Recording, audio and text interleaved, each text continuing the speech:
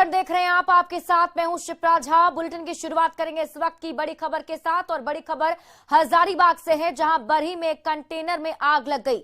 गाड़ी में air conditioner load था जिसमें आग लग गई। आग बुझाने में फिलहाल फायर ब्रिगेड की टीम जुटी हुई है। गाड़ी में आग लगने की वजह का अभी तक पता नहीं चल सका है कि आखिर आग किस वजह से लगी, लेकिन ये बड़ी खबर हम आपको बता रहे हैं जिसमें एक कंटेनर में अचानक आग लग गई। बताया जा रहा है कि बरही में कंटेनर में आग लगी, और तस्वीर आप देखिए किस तरीके से धुएं का गुब्बार वहां से उठता हुआ दिखाई दे रहा है। और इस गाड़ी पर एयर कंडीशनर लोड था। आग बुझाने में फिलहाल फायर ब्रिगेड की टीम जुटी हुई है।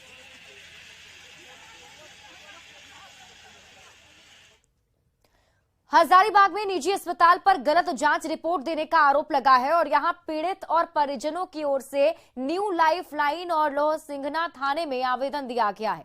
मरीज के पति ने आवेदन देकर डॉक्टर अमर और बालाजी पैथोलॉजी पर गलत रिपोर्ट देने और उसके एवज में पैसे ऐंठने का आरोप लगाया। दरअसल दीपक यादव अपनी पत्नी की पथरी का इलाज कराने न्यू लाइफ लाइन अस्पताल गए थे। वहां ऑपरेशन से पहले HIV और हेपेटाइटिस टेस्ट करने को कहा गया। जब इसकी जांच रिपोर्ट आई तो उसमें रिपोर्ट पॉजिटिव दिया गया। इसके बाद अस्पताल ने न केवल ऑपरेशन से मना किया बल्कि बदतमीजी करते हुए अस्पताल से बाहर निकाल दिया गया। वहीं जब पीड़ित ने दूसरी जगह जांच कराई तो उसकी रिपोर्ट नेगेटिव आई। इस रिपोर्ट को डॉक्टर ने मानने से इनकार कर दिया। इधर शिकायत के बाद पुलिस ने मामले की जांच शुरू कर दी है।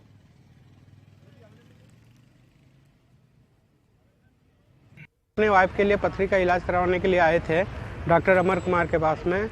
उसने जांच भेजे अपने क्लिनिक में बालाजी डायक्सन में, वहां से जांच उठा के गए। उसने HIV के लिए बोल दिया गया।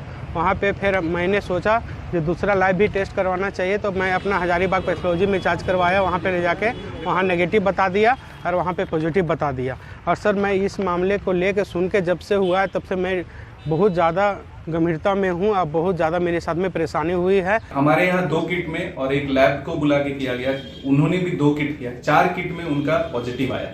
तब उनको हम लोगों ने समझाया कि ये ऑपरेशन किसी ऐसे जगह हो सकता है जहाँ 2 सेपरेट ऑपरेशन थिएटर है, एक इन्फेक्टिव ऑपरेशन थिएटर, एक नॉन इन्फेक्टिव। यहाँ हमारे यहाँ उसकी सुविधा नहीं हो सकती है क्योंकि हमारे यहाँ एक ही ऑपरेशन थिएटर। तो वो उस समय चले गए और उसके बाद वो एक हजारीबाग पैथोलॉजी का एक नेगेटिव रिपोर्ट हमारे पास लाए और उस पर हमें दबाव बनाने लगे कि इसका ऑपरेशन किया जाए। दोनों पक्षों के द्वारा आवेदन प्राप्त हुआ है। इसमें बहुत बिंदुओं पर गहराई से जांच करनी होगी।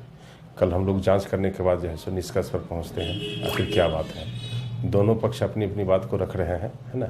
पुलिस इससे संतुष्ट नहीं है, तो हम लोग एक बारीकी से जांच कर लेते हैं। सामने आया है सब बात से? अभी जांच नहीं किए हैं, कल जाकर के जांच कर लेते हैं। झारखंड विधानसभा के शीतकालीन सत्र में विभागीय कामकाज से सत्ता पक्ष के विधायक भी बेहद असंतुष्ट नजर आ रहे हैं। इसको लेकर कांग्रेस विधायक अंबा प्रसाद ने अपना दर्द न्यूज 18 पर साझा किया। उन्होंने कहा कि विभाग के अधिकारी जनप्रतिनिधियों की बातों को अनसुना करते हैं। बड़कागांव विधायक ने कहा कि स्थिति में जल्द सुधार नहीं हुआ तो इन बातों को मुख्यमंत्री के सामने और दूसरे मंच पर भी उठाया जाएगा। कांग्रेस विधायक अंबा प्रसाद से बात की न्यूज 18 संवाददाता संजय कुमार सिन्हा ने। विधानसभा में मामला सामने आ रहा है, खुद लग रहा है कि आपने भी कहा है कि आपके सवालों का जवाब नहीं मिल रहा है। देखिए, सवाल घुमा फिरा के जवाब दिया जाता है। जो विभाग है, संबंधित विभाग बस कोशिश करते हैं कि गोल गोल जवाब दे दे ताकि कौन सा विभाग? लगभग सभी विभाग, कोई स्पेसिफिक मैं क्या बोलूं। एक जो स्पेसिफिक एक जिम्मेदारी के तौर पे जो उनको एक जिम्मेदारी दिया गया है, एक जिम्मेदार विभाग के तौर पे उनको जो जवाब देना चाहिए उस तरह का जवाब तो नहीं मिलता है। आप सत्ता पक्ष में हैं, फिर आपकी बात कौन सुना? क्यों कह रहे हैं? रेज किया है हमने, तो सत्ता पक्ष में है तो हमें उम्मीद रहती है कि चीजें बदलेंगी, क्योंकि जो सदियों से चलती आ रही है उस चीजों, ये परंपरा को हम लोगों को सुधारना पड़ेगा। अगर हम लोग इस बात को हाईलाइट नहीं करेंगे, रेज नहीं करेंगे, और सरकार से हम हर जगह ये बात बोलते हैं, अभी भी हम बोल रहे हैं कि इन चीजों को सुधारने की जरूरत है। तो फाइनली बात किनके सामने रखें? मैं तो माननीय मुख्यमंत्री जी, अपने CLP लीडर सबके सामने, और फिर हम लोग की बैठक होती है, फिर हम इस बात को रेज करते हैं तो हम विभाग के साथ फिर बैठक हमें कराया जाता है, फिर सारी चीजों को सुलझाने का काम किया जाता है। लेकिन इन सब चीजों की जरूरत नहीं पड़ती अगर विभाग संवेदनशीलता दिखाते हुए हमारा क्या प्रश्न है उस चीजों को समझते हुए कि वहाँ क्या जरूरत है उसके हिसाब से उसका निराकरण करते हुए जवाब देना चाहिए। लेकिन ठीक है, हम लोग सुधार रहे हैं धीरे धीरे। विभाग जो है उनकी बातों को नहीं सुन रहा, चूंकि वो सत्ता पक्ष में फिर भी उनकी बातें सुनी की जा रही है, लेकिन उन्होंने कहा कि इस बात को उस संबंधित मंच पर उठाएंगे। कैमरामैन प्रभाकर के साथ संजय कुमार सिन्हा, न्यूज 18 रांची। बीजेपी विधायक बाबूलाल मरांडी ने आरोप लगाया है कि झारखंड में विकास का काम पूरी तरह से ठप हो चुका है और सिर्फ एक ही परिवार का विकास किया जा रहा है। उन्होंने ये भी आरोप लगाया कि राज्य भर में बिचौलियों का भी विकास तेजी से हो रहा है। में बिल्कुल विकास का काम ठप हुआ है। अगर विकास हो रहा है तो एक परिवार का विकास हो रहा है, उसके जो क्या बोलते हैं हमचे चमचे उन लोगों का विकास हो रहा है, दलाल बिचौलियों का विकास हो रहा है। और पूरे राज्य में तो विकास बिल्कुल ठप पड़ा हुआ है, खाली लूट ही लूट चल रहा है। तो आज अगर वो बैठे हैं तो कोई गलत नहीं कर रहे हैं, बेचारा क्या करेगा, फिर कोई अगर सुनेगा नहीं तो फिर उनको भी बैठना पड़ा।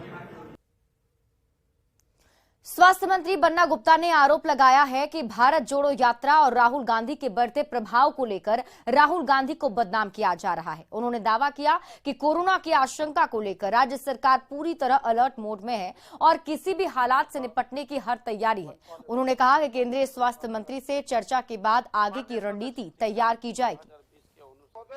बड़ी एक जन आक्रोश हुआ है IVRCL कंपनी द्वारा, इसलिए केवल राहुल गांधी को टारगेट करके इस तरह का कुकृत्य को नहीं छिपाया जा सकता है। 15 आरटीपीसीआर लैब स्थापित हो गए हैं, जीनोम सीक्वेंसिंग की मशीन लग गई है, कोवाक्स 6800 भी लग चुका है, हमारे यहाँ 120 PSA प्लांट लग चुके हैं, 12,638 के करीब हमारा बेड संरक्षित है।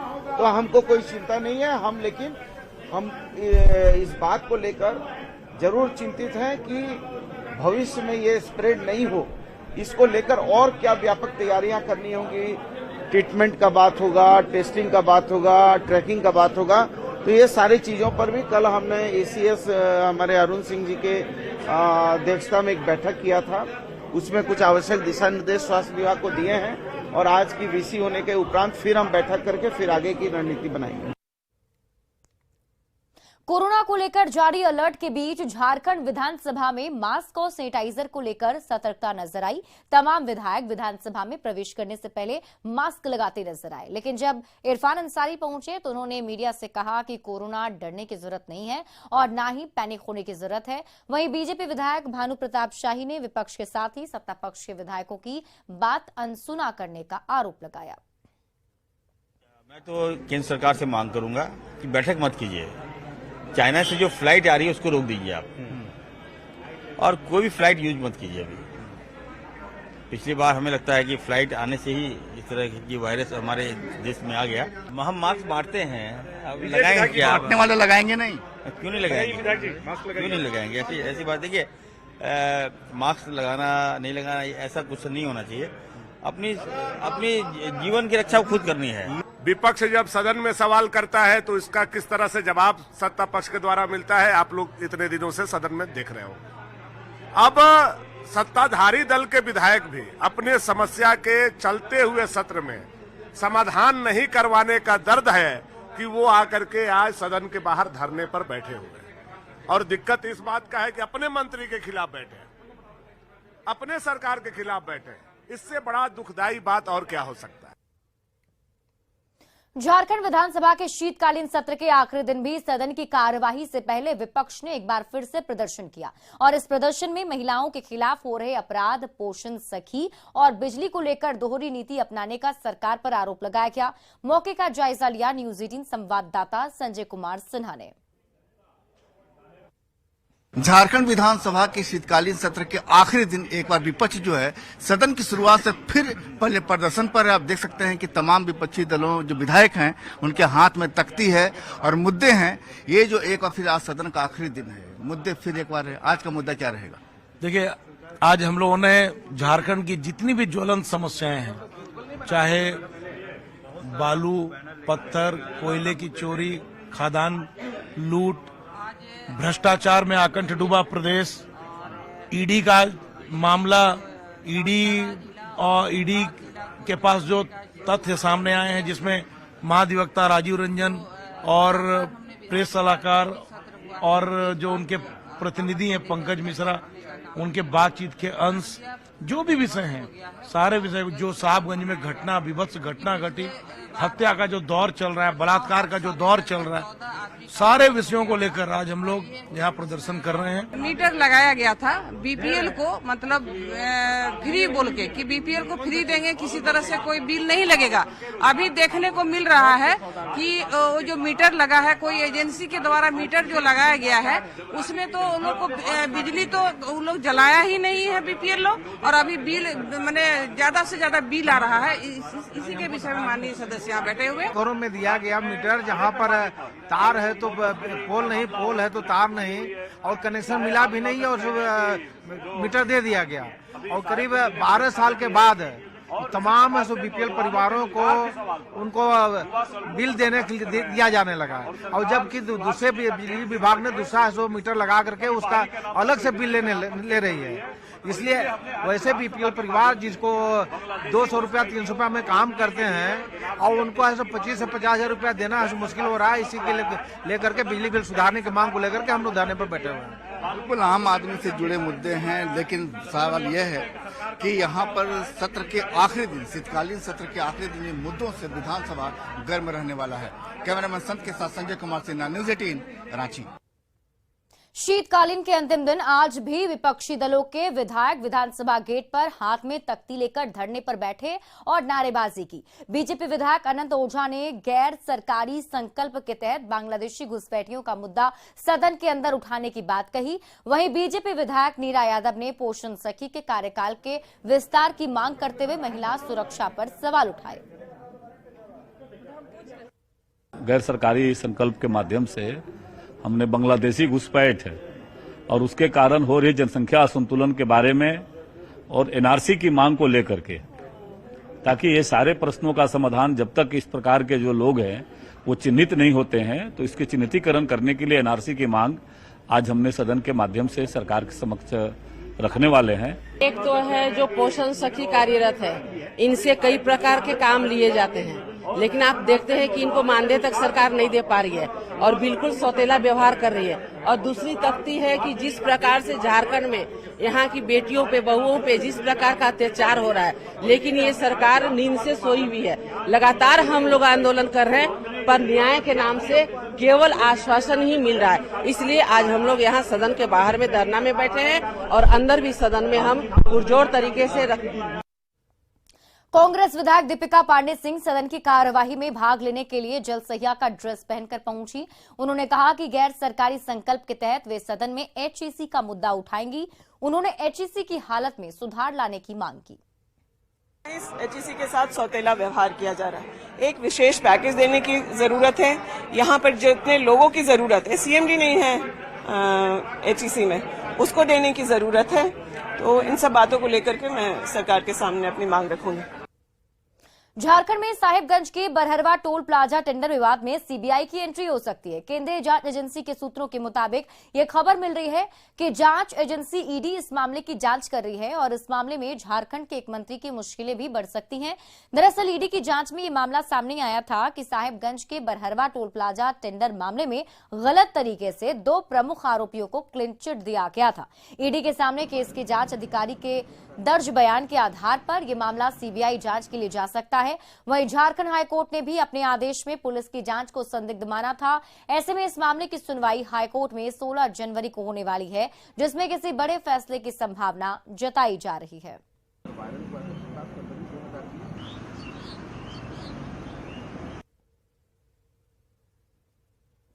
दुमका में लैंडमाइंस विस्फोट कर पोलिंग पार्टी पर हमला मामले में आरोपी 5 नक्सलियों को कोर्ट ने रिहा कर दिया। कोर्ट ने सबूत के अभाव में हार्डकोर नक्सली सुखलाल मुर्मू और प्रवीर दा समेत 5 नक्सलियों को रिहा करने का आदेश दिया। इस वक्त प्रवीर दा रांची के होटवार जेल में बंद हैं, जबकि 3 अन्य अभियुक्त दुमका सेंट्रल जेल में बंद हैं। वहीं एक आरोपी फिलहाल जमानत पर है। जेल में बंद अभियुक्तों को वीडियो कॉन्फ्रेंसिंग के जरिए पेश किया गया। हालांकि सभी पर बाकी के मामलों में ट्रायल अभी चलता रहेगा। कोर्ट में सुनवाई के दौरान 28 गवाह पेश किए गए, जिसमें अभियोजन पक्ष केस में आरोपियों के शामिल होने की बात साबित नहीं कर पाया। सिंपल है कि प्रोसिक्यूशन किसी भी एक्यूज को अगर पनिश करना हो, एक्यूज अगर कोई भी गिल्टी पाया जाए, गिल्टी उसको ठहराने के लिए सबसे ज़रूरी है कि बियॉन्ड ऑल रीजनेबल डाउट वो जो केस प्रूफ होना चाहिए, जो इसमें प्रूफ नहीं हो पाया। एडीजे 1 के न्यायालय से परवीर दा साथ में 4 अभियुक्तों को कोर्ट के द्वारा रिहा किया गया है। ये सरसाजोल का मामला है, उसी में रिहा किया गया।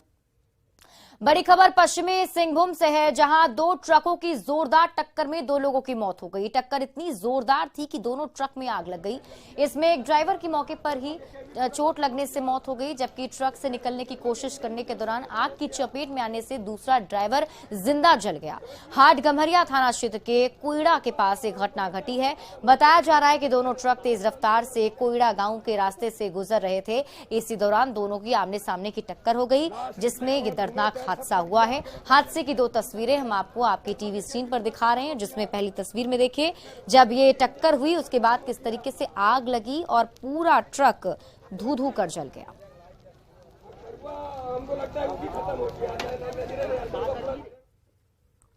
गिरिडीह में उत्पाद विभाग ने अवैध महुआ शराब के खिलाफ ताबड़तोड़ छापेमारी की है। जमुआ, धनवार और बिरनी प्रखंड के कई इलाकों में गुप्त सूचना के आधार पर छापेमारी की गई, जिसमें हजारों लीटर जावा महुआ नष्ट किया गया।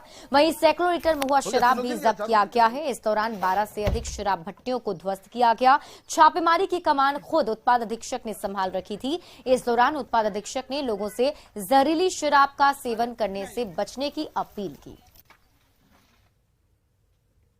आगे भी सब छापामारी जारी रहेगा। आम जनता से भी यही अनुरोध रहेगा कि वो लोग नाजायज़ शराब नहीं पिएं, उनकी जान को खतरा हो सकता है, क्योंकि महुआ शराब लोग सोच के पीते हैं, उसमें स्प्रिट मिलाया हुआ रहता है। इसी सूचना के लिए मुझे खुद इस अभियान में निकलना पड़ा है, ताकि कोई भी लोग नए पर्व के अवसर पर, नया साल आने वाला है तो इसको बढ़िया से मनाएं, लेकिन अवैध शराब का सेवन नहीं करें। उनका जान अमूल्य है। कोरोना की आहट, बढ़ी घबराहट।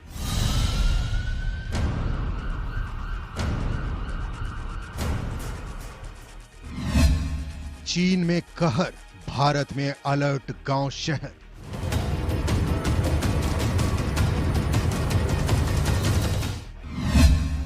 डरा रहे हैं दुनिया के आंकड़े।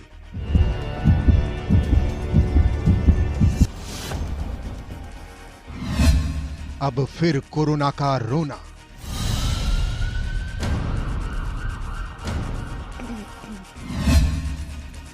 Corona returns.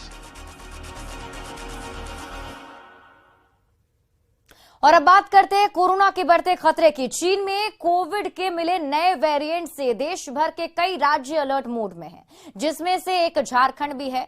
दरअसल झारखंड से काम की तलाश में अधिक लोग बाहर जाते हैं और ऐसे में कोरोना के संक्रमण का खतरा बढ़ जाता है। कोरोना आउटब्रेक होने पर सबसे बड़ी चुनौती अपने शहर सुरक्षित लौटना होता है। ऐसे में सरकार और प्रशासन की ओर से हर एहतियाती कदम उठाए जा रहे हैं। सीएम हेमंत सोरेन ने भी कहा कि जरूरत पड़ने पर कोविड प्रोटोकॉल लागू किया जा सकता है। इधर कोरोना के फिर लौटने की आशंका से हवाई जहाज से यात्रा करने वाले यात्री खुद भी जागरूक दिखाई दे रहे हैं। बच्चों को मास्क लगा के भेज रहे हैं, सैनिटाइजर हाथ में लगा के दे रहे हैं। जब पहले जब था कोविड का प्रकोप था, अब सुनने हमारे फिर वापस आ रहा है कोविड इंडिया में, तो प्रिकॉशन लेके चलेंगे तो आगे आगे सेफ्टी रहेगा हमारे लिए भी, ना फ्यूचर के लिए भी, क्योंकि बच्चा कोविड ना हो। स्टेट बाय स्टेट मूवमेंट होता ज्यादा है, इस कारण ज्यादा फैल जाता है। इस कारण से अगर स्टेट में रहेगा, आउट ऑफ ना रहे, मूवमेंट कम रहेंगे तो कम फैल सकता है। में कोविड का नया वेरिएंट मिलते ही देश भर के कई राज्य जो है वो अलर्ट मोड में, जिसमें से एक झारखंड भी है, क्योंकि सबसे ज्यादा तादाद में अगर पलायन होता है तो वो झारखंड में होता है। यही वजह है कि सबसे ज्यादा कोविड फैलाव का जो खतरा है वो झारखंड में सबसे ज्यादा बन जाता है। कोविड आउटब्रेक होते ही सबसे बड़ी चुनौती लोगों के लिए सेफली अपने शहर यात्रा कर पहुंचना बन जाता है। इसको देखते हुए प्रशासन ने भी शहर में जितने भी पब्लिक प्लेसेस है, एयरपोर्ट हो चाहे रेलवे स्टेशन हो, वहां पर मैंडेटरी मेजर्स जल्दी उपलब्ध कराने का जो है निर्णय ले लिया है। साथ ही जो भी मेडिकल असिस्टेंस है, कोविड टेस्टिंग की टीम है, उसको एयरपोर्ट और रेलवे स्टेशन पे जल्द ही उपलब्ध करा दिया जाएगा। कैमरामैन संजीव के साथ रूपाली त्रिपाठी, न्यूज 18 रांची। और फिलहाल इस बुलेटिन में अभी के लिए बस इतना ही। आइए एक नजर डालते हैं